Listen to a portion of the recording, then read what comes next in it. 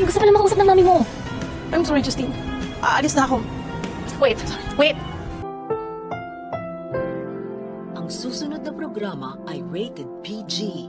Ito ay nangangailangan ng patnubay at gabay ng magulang para sa mga batang manonood.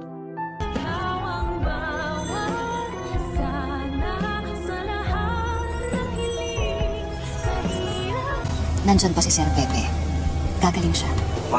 Talaga nga namang hindi magpapatalo itong si Harry kay Doc Lyndon at magbibigay din ng regalo dito sa kanyang sinisinta / kapatid na si Annalyn. Hindi nga lang natin alam kung matatalbugan niya ang binigay ni Doc Lyndon kay Annalyn na kwintas na Huggies Heart. Pero teka nga lang ha, masyado naman yatang delay magbigayan ng Christmas gift ang mga batang to, samantalang bagong taon na. At naghahanda na nga ang lahat sa piyesta at prosesyon ng Nazarenong Itim. Huwag nyo sabihin sa Valentine's Day nyo isa-celebrate ang bagong taon na, hay nako naman direct, masyado na yatang delay. At napansin ko lang itong message ni Harry kay Annalyn, parang kinuha pa sa kanta ng South Border. There's always a rainbow after the rain ba naman? Hay nako naman mga writers, mag-isip naman kayo ng bagong script. Pero gayon pa man ay mapapangiti pa rin ni Harry si Annalyn na nakasuot nga no pang Santa Claus na costume. Dahil kakatapos nga lang ng performance nila ni Justin. Sa kabilang banda, magtatagpo na naman ang landas nila Robert at Lynette dahil pareho nga silang umattend dun sa party ng mga bata. Nanghihinayang si Robert dahil hindi man lang daw nakita ng kanyang tatay Pepe ang kanyang mga apo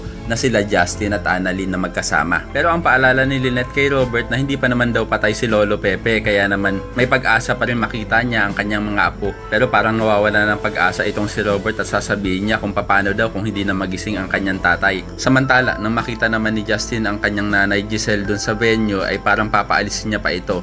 Pero mangingibabaw sa kanya ang kanyang pagkalambot ng puso at parang gusto niya na nga din makausap ang kanyang ina. Kaya naman ko isa ka rin sa mga nagnanais na sana ay tuluyan ng matupad ang wish nitong si Giselle sa Pasko na makasama niya na daw ang kanyang anak na si Justin. Ay pakilike ang video na ito and don't forget to subscribe. Thanks for watching and see you next time. Bye bye!